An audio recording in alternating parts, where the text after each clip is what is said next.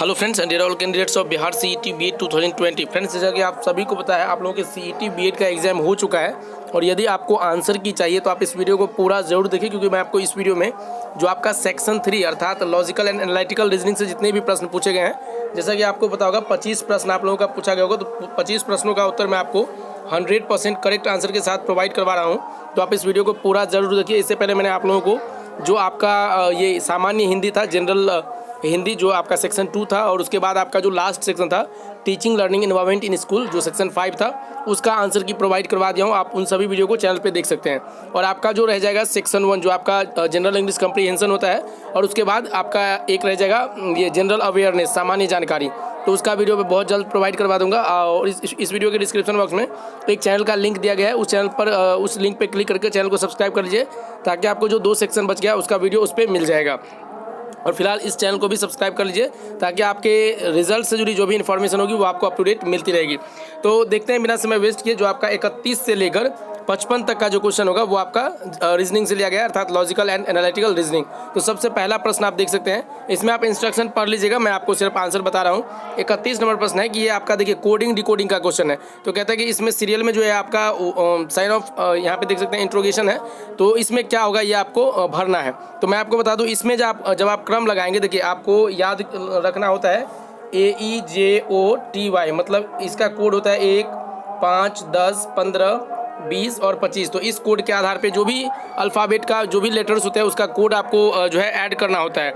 तो इस तरह से आप जब 31 में PDJ का कोड आप जब ऐड करेंगे, PDJ का, तो ये आपका आ जाएगा 30। उसी प्रकार ये आएगा, इसका आएगा ये इसका जो आएगा वो आपका 33 आएगा, इसका 36 आएगा। मतलब इसमें जो अंतर आएगा, पहले 1 का अंतर आएगा, फिर 2 का अंतर आएगा। यहाँ पे देखिए, यहाँ पे मैं आपको बता दूँ, इसके यहाँ से यहाँ के बीच में 1 का अंतर, फिर इसके बाद 2 का अंतर, फिर इसमें आपको 3 का अंतर लेना है, क्योंकि इसके बाद जो होगा ये इसका 4 का अंतर होगा। तो फिलहाल इसका जो आंसर होगा जब आप बनाएंगे तो देखेंगे इसका आंसर आपका ऑप्शन नंबर सी हो जाएगा, BXJ। इसका कोड आप निकाल लीजिएगा तो देखिएगा यही जो है आपका आंसर आएगा। क्योंकि मैं आपको बता दूं, देखिए जो PDJ है इसका कोड आपका आएगा, PDJ का कोड 30 आएगा। उसके बाद आपका है VEE, तो इसका कोड आपका आएगा 30 के बाद 31 आ जाएगा। और उसके बाद इसका जो बीच वाला ये YGA है, तो YGA का कोड 33 आएगा, और बीच वाले का देखिएगा 33 के बाद आपका आना चाहिए 36 आना चाहिए, तो इसका 36 आएगा। बाकी DNV जो है इसका आपका 40 आएगा। तो इस तरह से आपका आंसर ऑप्शन नंबर सी हो जाएगा। तो बिना समय वेस्ट किए देखिए, मैं आपको इतना एक्सप्लेन करने लगूंगा तो समय ज़्यादा लग जाएगा। मैं जो भी क्वेश्चन का आंसर बता रहा हूँ बिल्कुल एक्यूरेट है। आप देखिए, इसका सेट कोड जो है D है, आपका अलग अलग सेट कोड हो सकता है, क्वेश्चन सभी में समान ही होते हैं, केवल नंबरिंग में थोड़ा आगे पीछे क्या रहता है। तो 32 नंबर आप प्रश्न देख सकते हैं, सेम ये आपका सिर्फ कोडिंग डिकोडिंग का क्वेश्चन है, 31 से लेकर जो 34 तक का क्वेश्चन है। तो देखिए KLZ है, 32 में क्या है, KLZ है, फिर ये खाली स्थान में पूछा जा रहा है क्या होगा, फिर QPX, TRW और WTB है। तो जब आप 32 का सॉल्व करेंगे तो देखेंगे आपका पहला का तो 49 होगा, खाली स्थान का पता नहीं। उसके बाद आपका देखिए 57 होगा, 61 होगा और 65 होगा। तो सभी में देखिएगा 4-4 का अंतराल है, तो आपको देख लेना है कि इसके बाद 4 का अंतराल जो होगा, जैसे KLZ का निकालिएगा तो 49 होगा, तो आप देख लीजिएगा 49 में 4 जोड़ेंगे तो 53, तो इस चारों में 53 किसका आएगा, तो 53 जो आपका आएगा ऑप्शन नंबर बी का, जो 32 का हो जाएगा बी हो जाएगा। ये NNY का जो है आपका आ जाएगा 53, तो इसका आंसर ऑप्शन नंबर बी हो जाएगा। ये आप देख सकते हैं, हिंदी इंग्लिश दोनों में है, तो सभी में ऑप्शन समान ही है, तो 32 का बी हो जाएगा। फिर आगे देखिए 33 नंबर प्रश्न है, जैसे देखिए ZAVERI, तो सभी को जोड़िएगा, सभी का सम आपका 27। देखिए Z 26 होता है, A1 होता है 27, फिर ये भी 27, ये भी 27, तो आपको आगे वाला भी 27 लेना है। अब ध्यान देना है, पहले देखिए, पहले आपका ले लिया है बाद वाला लेटर, उसके बाद शुरू वाला, तो आपको भी क्या करना है, पहले बाद वाला लेना है तब शुरू वाला। तो देखिए बाद में N आता है और उसके पहले M आता है, तो ये आपको लेना है, ना कि B लेना है, क्योंकि B का भी 27 आ जाएगा सम, लेकिन आपको देखना है सीरीज किस प्रकार से। तो ऑप्शन नंबर सी जो है इसका करेक्ट आंसर हो जाएगा। 34 नंबर प्रश्न देख सकते हैं, इसमें क्या है, देखिए जैसे E से सभी में लेटर्स समान ही है, जितने इसमें लेटर्स है, जितने इसमें है, सभी लेटर्स आपके ऑप्शन में भी दिए गए हैं। तो देखिए 34 का मैं आपको ऑप्शन दिखा रहा हूँ, ये आप देखिए सभी में ऑप्शन है, लेकिन आपको गौर करना है। देखिए ये E से स्टार्ट हो चुका है, ये M से स्टार्ट हो चुका है, ये C से, तो E वाला नहीं होगा और C वाला भी नहीं होगा, तो I वाला होगा। तो इसका आंसर ऑप्शन नंबर ए हो जाएगा, I वाला, ICMTE। फिर देखिए आगे बढ़ते हैं 35 नंबर क्वेश्चन की ओर। तो 35 नंबर क्वेश्चन आप देख सकते हैं यहाँ पे 35 से क्या है कि आपको कुछ यहाँ पे दिया गया है कि नीचे प्रत्येक प्रश्न में ए और बी दो कथन दिए गए हैं। ये कथन या तो स्वतंत्र कारण हो सकते हैं या स्वतंत्र कारणों से सामान्य कारण के परिणाम हो सकते हैं। दोनों कथनों का अध्ययन कीजिए और सही विकल्प का चयन कीजिए। तो देखिए सबसे पहले आपको दे दिया है, दो कथन दे दिया गया ए बी करके। तो देखिए पहला कि पिछले कुछ दिनों के दौरान फलों की कीमतों में भारी गिरावट आई है। तो फलों की कीमतों में भारी गिरावट आई है और कहता है कि पिछले कुछ दिनों के दौरान खाद्यान्न की कीमतों में काफ़ी वृद्धि हुई है। तो देखिए खाद्यान्न की कीमतों में काफ़ी वृद्धि होगी तो इसका मतलब है फलों की कीमत भी बढ़ेगी। तो यहाँ पे देखिए इसका जो इसमें दिया गया है जो निष्कर्ष क्या होगा, यदि कथन एक कारण है तो और कथन बी उसका प्रभाव है। एक कारण होगा तो बी प्रभाव नहीं हो सकता है, क्योंकि देखिए एक कहता है कि जो आपका यहाँ पे दिया गया है फल की कीमत बढ़ेगी तो ये फल के कीमत में भारी गिरावट आएगी, मतलब कम होगी। तो इसका मतलब खाद्यान्न में की कीमत में वृद्धि नहीं होगी, तो ये होगा ही नहीं। बी क्या है कि यदि कथन बी कारण है, अगर बी कारण होगा मतलब खाद्यान्न की कीमत में जो है बढ़ोतरी होती है तो क्या होगा, ए इसका प्रभाव नहीं होगा। ये भी नहीं हो सकता है कि ए प्रभाव नहीं होगा। देखिए अगर बी में अगर कथन क्या कहता है कि बी अगर कारण होगा तो कारण क्या है, खाद्यान्न की कीमत में काफ़ी वृद्धि हो रही है, तो उसके अकॉर्डिंग ये तो परिणाम नहीं हो सकता है कि फल का रेट गिर जाएगा। तो आपका ऑप्शन नंबर बी भी नहीं होगा। सी देखिए सी है कि यदि कथन ए और बी दोनों स्वतंत्र कारणों से प्रभाव हो, और डी है कि यदि कथन ए और बी दोनों किसी सामान्य कारण के प्रभाव हो। तो देखिए ये दोनों स्वतंत्र है, इंडिपेंडेंट है, मतलब फल भी आपका इंडिपेंडेंट है और खाद्यान्न भी इंडिपेंडेंट है। तो इसका आंसर ऑप्शन नंबर सी हो जाएगा। फिर आगे देखिए ये आपका था 35 नंबर प्रश्न। अब देखते हैं 36 नंबर प्रश्न। तो यहाँ पे आप देख सकते हैं 36 नंबर प्रश्न।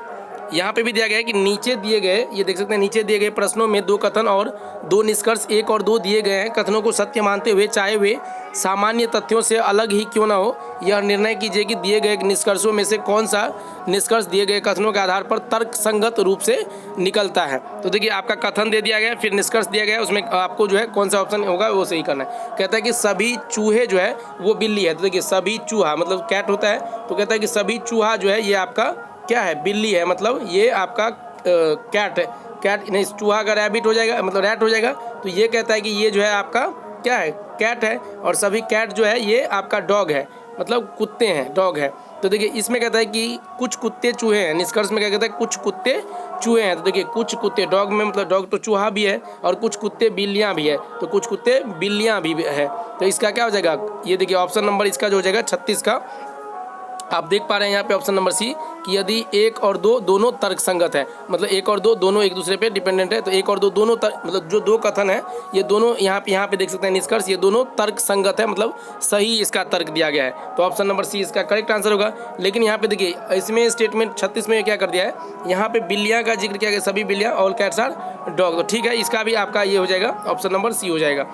आगे देखिए, आगे 37 नंबर प्रश्न है कि कथन है कि सभी मुर्गियां चिड़ियां हैं और कुछ बकरियां मुर्गियां हैं। देखिए सभी मुर्गियां मतलब सभी हैन कहा जा रहा है कि ये क्या है, ये आपका चिड़ियां है, बर्ड्स है, ये आपका बर्ड्स है। और कहता है कि कुछ बकरियां मुर्गियां हैं, मतलब ये तो आपका बर्ड्स हो गया। अब कहता है कुछ बकरियां जो है ये आपका देखिए कुछ बकरियां जो है, बकरियां आपका कुछ क्या है, ये भी आपका बर्ड्स है, ये भी कुछ बकरियां जो है ये आपका मुर्गियां हैं।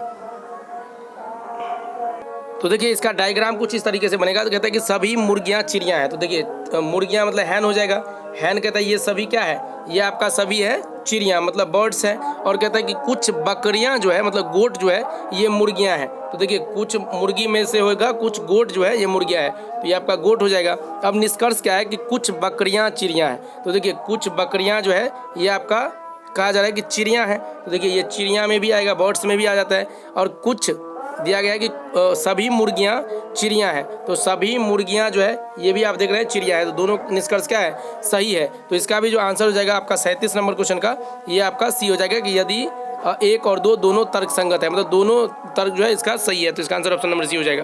फिर देखिए यहाँ पे आपका 37 नंबर प्रश्न के बाद आगे देखते हैं, ये आपको 37 नंबर प्रश्न भी था। तो 37 के बाद मैं आपको दिखा रहा हूँ, यहाँ पे आप देख सकते हैं 38 नंबर प्रश्न यहाँ ऊपर में दिया गया है। ये देखिए ये दिया गया है कि नई दिल्ली रेलवे स्टेशन से प्रत्येक 2.5 घंटे बाद पटना के लिए ट्रेन छूटती है। देखिए 2.5 घंटे का मतलब क्या होता है, 2 घंटा 30 मिनट का मतलब 2.30 आवर का मतलब होता है। देखिए 2 घंटा मतलब 60 दूना 120 मिनट और 30 मिनट, तो इस तरह से 150 मिनट आपका टोटल हो जाएगा, 150 मिनट। अब देखिए इसमें कहता है कि नई दिल्ली स्टेशन पर एक उद्घोषणा होती है कि पटना के लिए 40 मिनट पहले ही आपका ट्रेन छूट चुकी है। तो इसमें से 40 मिनट आप घटा दीजिए 40 मिनट, तो कितना हो जाएगा 1 घंटा 110 मिनट, मतलब 110 मिनट आपका हो गया, ये 110 मिनट मतलब 1 घंटा 50 मिनट हो गया, मतलब 1.5 आवर 50 आवर, तो 1 घंटा 50 मिनट हो गया।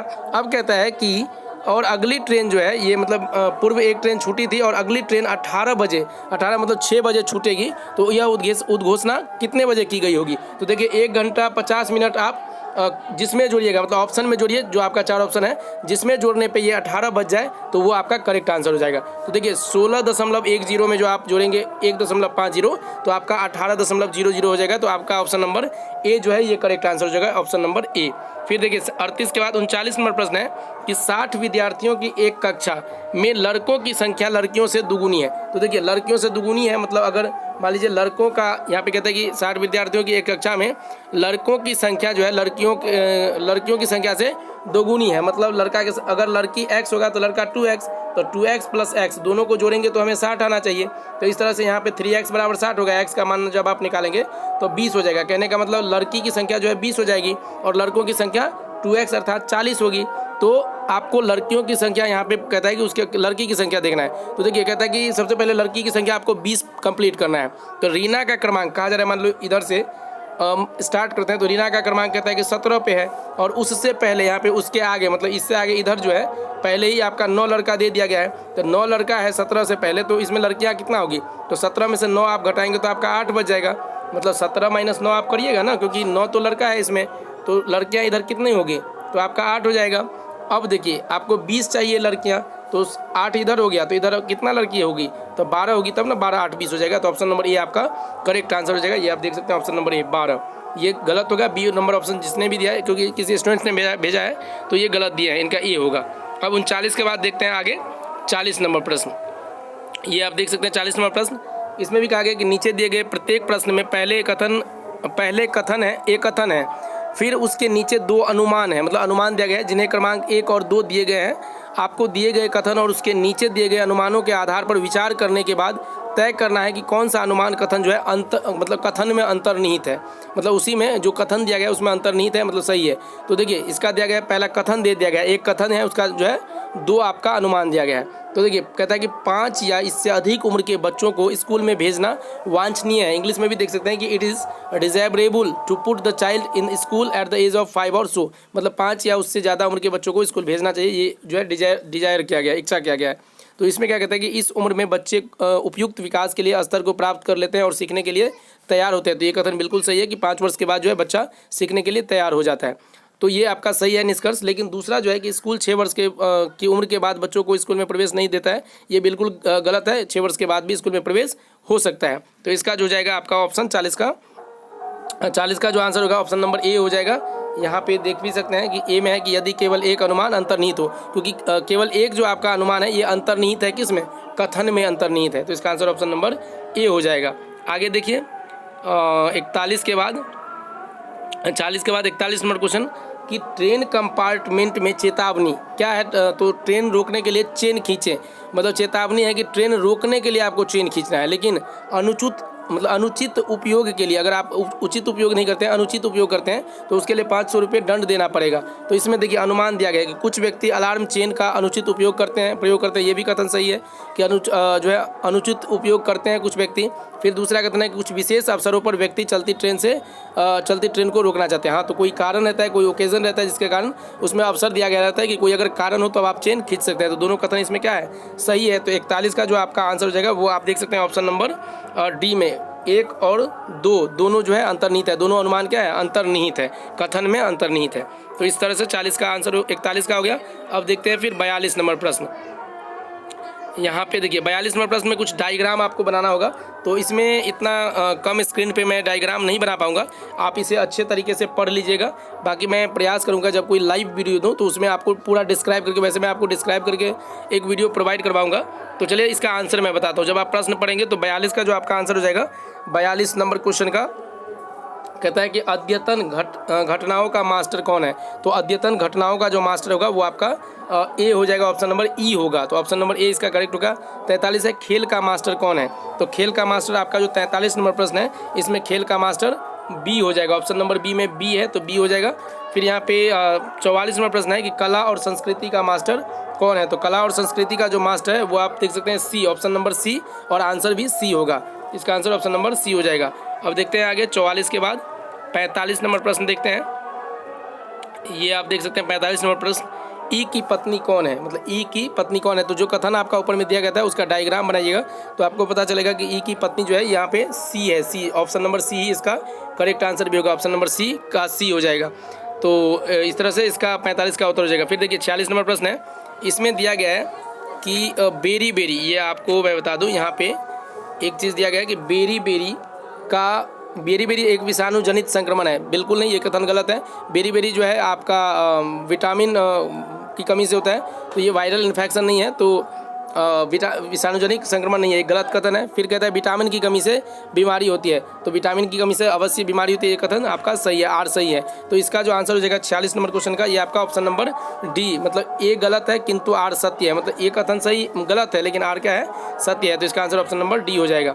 47 नंबर प्रश्न देख सकते हैं, अभिकथन जो दिया गया है कि नर्मदा नदी पश्चिम की ओर बहने वाली नदी है। तो ये सही है कि नर्मदा नदी पश्चिम की ओर बहती है, लेकिन जब ये पश्चिम की ओर बहेगी तो नर्मदा नदी बंगाल की खाड़ी में नहीं गिर सकती है, क्योंकि बंगाल की खाड़ी आपका पूरब में पड़ता है। तो ये कथन गलत है, तो मतलब ए सही हो जाएगा और आर गलत होगा। तो कथन देखिए ए सत्य है किंतु आर क्या है, गलत है। ऑप्शन सी इसका करेक्ट आंसर होगा 47 का। उसके बाद देखिए 48 नंबर प्रश्न मैं आपको दिखा रहा हूँ। यहाँ पे देखिए 48 नंबर प्रश्न क्या है, देखिए कथन आपको ऊपर में पढ़ लेना है। कहता है कि छः व्यक्ति एक खेल खेलते हुए एक वृत्त में केंद्र की ओर मुंह करके बैठा है। देखिए कोई ऐसे मान लीजिए एक वृत्त है जिसमें 6 व्यक्ति है, 1 2 3 4 5 6 व्यक्ति है, तो केंद्र की ओर मुंह करके मतलब बैठा हुआ है। तो कहता है कि अमर, सौरभ और राकेश, अमर जो है वो सौरभ और राकेश के मध्य में था। मान लीजिए अमर, यहाँ पे अमर हो जाएगा, तो कहता है सौरभ और राकेश के मध्य में था। अमर जो है सौरभ और राकेश के मध्य में था। नीरज अमर की बाईं ओर दूसरे स्थान पर था, मतलब कहता है कि नीरज जो है अमर के बाईं ओर, नीरज अमर के बाईं ओर, देखिए बाईं इधर हो जाएगा, बाईं ओर दूसरे स्थान पर, तो ये आपका नीरज हो जाएगा, दूसरे स्थान पर था। तो इस तरह से देखिए कहता है कि यहाँ पे कहा गया कि 6 व्यक्ति है, विजय सुधीर की बाईं ओर था। तो विजय सुधीर की बाईं ओर, देखिए जब यहाँ पे सुधीर की बाईं ओर विजय हो जाएगा, बाईं ओर मतलब यहाँ पे ये एन तो नीरज आपका, देखिए यहाँ पे मैं आपको बता रहा हूँ, ये एन तो आपका नीरज होगा और कहता है कि सुधीर के बाईं ओर ही होगा कौन, विजय।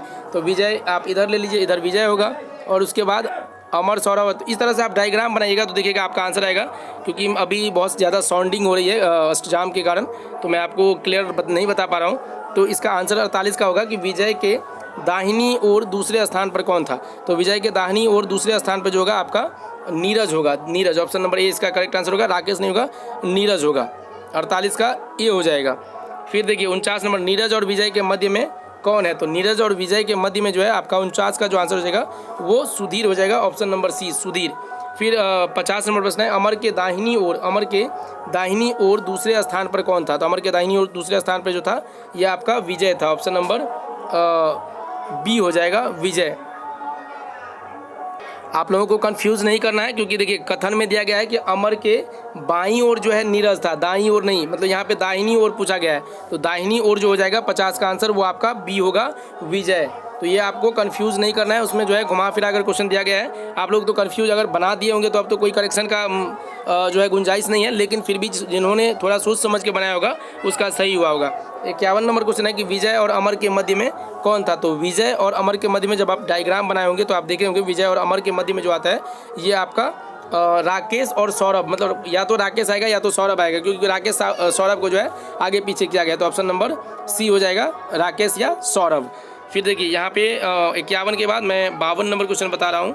यहाँ पे देखिए ये 52 नंबर क्वेश्चन है जिसमें कथन दे दिया गया है, निर्देश दिया गया है कि नीचे प्रत्येक प्रश्न में एक कथन है, उसके बाद कार्यवाही के 2, यहाँ पे कुछ पता नहीं चल रहा है, ये व्हाट्सएप पे मुझे भेजी गई है। और यहाँ पे दिया गया कथन में दी गई जानकारी के आधार पर कथन में दी गई, मतलब कही गई प्रत्येक बात को सही मानते हुए यह तय करना है कि दिए गए सुझाव में से कौन सी कार्यवाही कार्यान्वयन के लिए तर्कसंगत रूप से अनुमानित है, या फिर जो भी है यहाँ पे देख सकते अनुमानित करती है, या अनुसरण करती है, वहाँ पे होगा। तो यहाँ पे 52 नंबर क्वेश्चन देख सकते हैं कि स्कूल यूनिफॉर्म गरीब माता पिता के लिए बोझ है। ये सही बात है कि स्कूल यूनिफॉर्म जो है गरीब माता पिता के लिए एक तरह का बोझ है, मतलब बर्डन ही है। लेकिन यहाँ पे देखिए, यहाँ पे दिया गया है कि कार्यवाहियाँ क्या हो सकती है इसके लिए।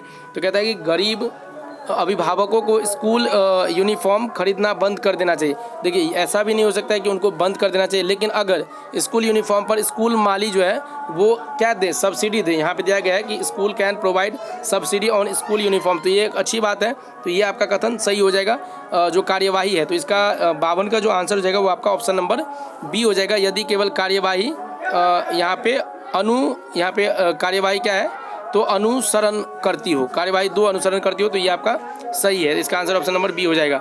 फिर आगे देखिए 53 नंबर प्रश्न है। कथन में दिया गया है कि ग्रामीण क्षेत्रों में स्कूल छोड़ने की दर बहुत अधिक होती है क्योंकि बच्चे आय अर्जित करने की गतिविधियों में अपने माता पिता का सहयोग करते हैं। तो 53 में देखिए, यहाँ पे हम सबसे पहले आपको दिखाता हूँ कार्यवाहियाँ क्या है। माता पिता को शिक्षित करने के लिए प्राथमिक शिक्षा पर जन जागरूकता कार्यक्रम का शीघ्र विस्तार किया जाना चाहिए। मुआवजा, देखिए मुआवजा एक उपाय नहीं है, बिल्कुल नहीं है, तो ये कथन आपका सही है। और दूसरा पहला भी हमें जो है कथन लगभग सही है। तो 53 का जो आंसर हो जाएगा वो आपका ऑप्शन नंबर डी हो जाएगा। यहाँ पे देखिए डी में जो दिया गया है कि यदि दोनों कार्यवाहियाँ 1 और 2 अनुसरण करती है, तो इसका आंसर ऑप्शन नंबर डी हो जाएगा। बाकी आप देखिए 53 के बाद जो 2 क्वेश्चन मात्र बच गया, 54 और 55, तो ये भी आप देख लीजिए। इसमें कथन दिया गया कि नीचे दिए गए प्रश्नों, प्रत्येक प्रश्न में 1 कथन और 2 निष्कर्ष 1 और 2 है। कथन एवं तर्कों पर विचार कर यह निर्णय ले कि कौन सा निष्कर्ष कथन से निगमित होता है। तो इसका आंसर कहते हैं बीमार लोगों की दवा की ज़रूरत है। ये कथन सही है, मतलब बीमार लोगों को दवा की ज़रूरत है, ये कथन दिया गया। आपका निष्कर्ष क्या हो सकता है? निष्कर्ष में यहाँ दिया गया कि स्वस्थ लोगों को दवा की ज़रूरत नहीं है, तो स्वस्थ लोगों को दवा की ज़रूरत नहीं है, ये कथन आपका निष्कर्ष सही है। लेकिन लोग अपने घर पर दवा रखते हैं, ये निष्कर्ष गलत है। लोग, कोई ज़रूरी नहीं है कि लोग घर पर दवा रखते ही हैं। तो इसका 54 का जो आंसर हो जाएगा वो आपका ऑप्शन नंबर ए होगा। यदि केवल एक निष्कर्ष निकलता है, केवल जो आपका निष्कर्ष 1 है वो निकलता है, तो ये कथन सही है। तो यहाँ पे ऑप्शन नंबर ए जो है इसका सही होगा।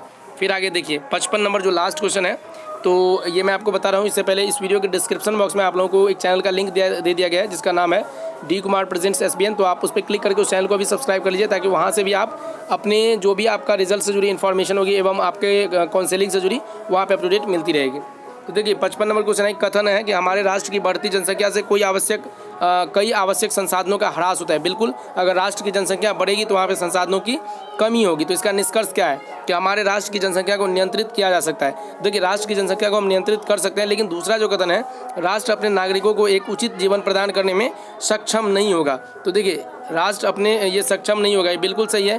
तो यहाँ पे क्या है कि हमारे राष्ट्र की जनसंख्या को नियंत्रित किया जा सकता है। देखिए, जनसंख्या आप कितना नियंत्रित करेंगे, जो चाहेंगे नहीं कर सकते हैं। मतलब जनसंख्या में तो बढ़ोतरी हो ही सकती है, लेकिन क्या है कि राष्ट्र अपने नागरिकों को एक उचित जीवन प्रदान करने में सक्षम नहीं होता है, कोई भी राष्ट्र। तो इसका जो कथन है ऑप्शन नंबर बी जो है, यदि केवल निष्कर्ष 2 निकलता है तो क्या होगा कि हमारे राष्ट्र की बढ़ती जनसंख्या के कारण संसाधनों की ह्रासमेंट होगी। अगर सक्षम नहीं हो पाते हैं जो हमारे राष्ट्र है नागरिकों को उचित जीवन प्रदान करने के लिए, तो राष्ट्र की बढ़ती जनसंख्या जो है संसाधनों से जो है कई संसाधनों का ह्रास होगा। तो इसका आंसर ऑप्शन नंबर आप देख सकते हैं बी हो जाएगा, बी।